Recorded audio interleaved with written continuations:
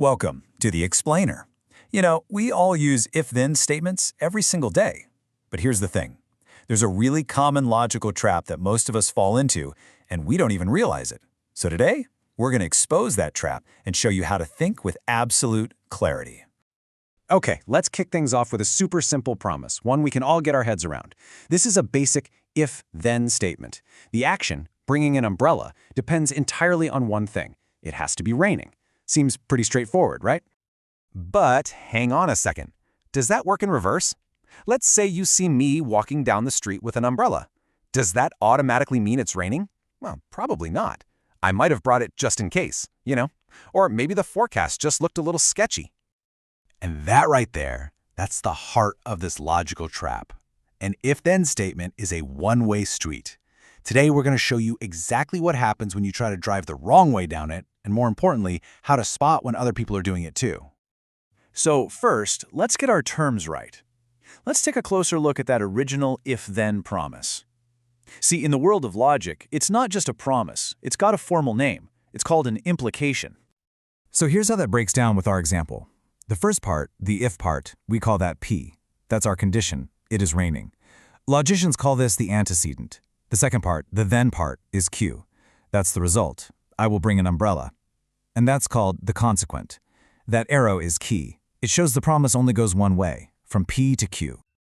Okay, so if the original promise is the right way down our one-way street, what's the most common wrong turn people take? That would be something called the converse. To get the converse, you literally just flip the two parts of the statement. What was the result now becomes the condition, and what was the condition now becomes the result.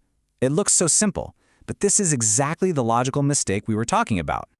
And this is the absolute crucial point. Just like we said, me carrying an umbrella doesn't cause it to rain. So even if the original statement is 100% true, it doesn't guarantee that the converse is true. They are two completely separate ideas. All right. So, flipping the statement is a no-go. What about another common approach? Instead of flipping it, let's just try negating everything. This brings us to the inverse, and it's all about adding the word not. So, to make the inverse, you just take the original statement and stick a not in front of both parts. That little squiggly symbol you see, that just means not. So this reads, not P implies not Q. The claim is, if the first part isn't true, then the second part won't be true either. So why isn't this the same? Well, think about it. Just because it's not raining, does that mean I'm forbidden from bringing an umbrella? Of course not.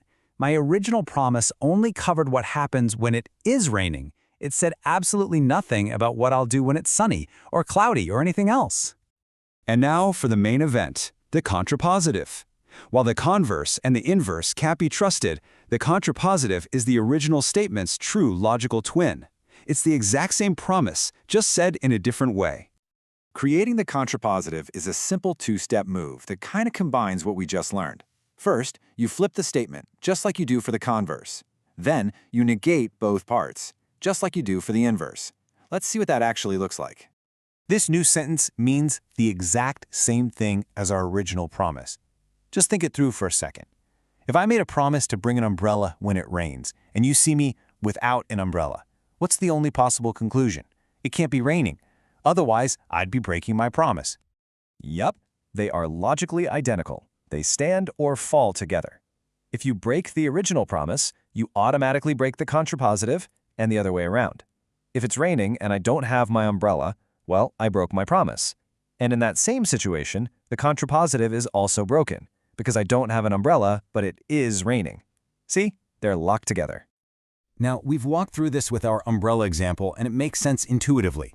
But for those of you who want to see the cold, hard proof laid out, we can use a classic tool from the logician's toolbox, the truth table. Okay, this might look a little intense at first, but just focus on the highlighted columns. Let's look at that second row. Here, P is true, so it is raining. But Q is false, meaning I didn't bring an umbrella.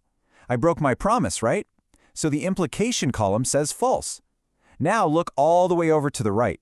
The contrapositive is also false.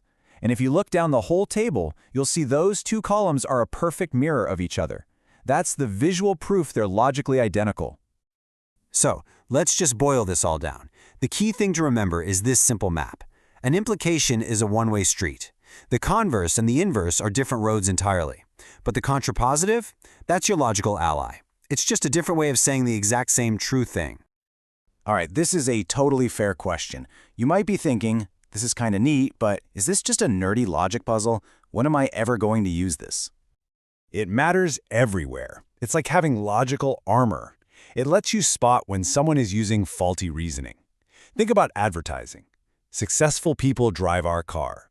They want you to believe the converse. If I drive this car, I will be successful. Or in debates, when someone twists an argument by confusing the original point with its converse. Knowing the difference is a superpower.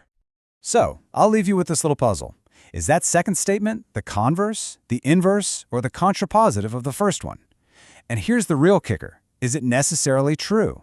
Now you know exactly how to think about that question logically.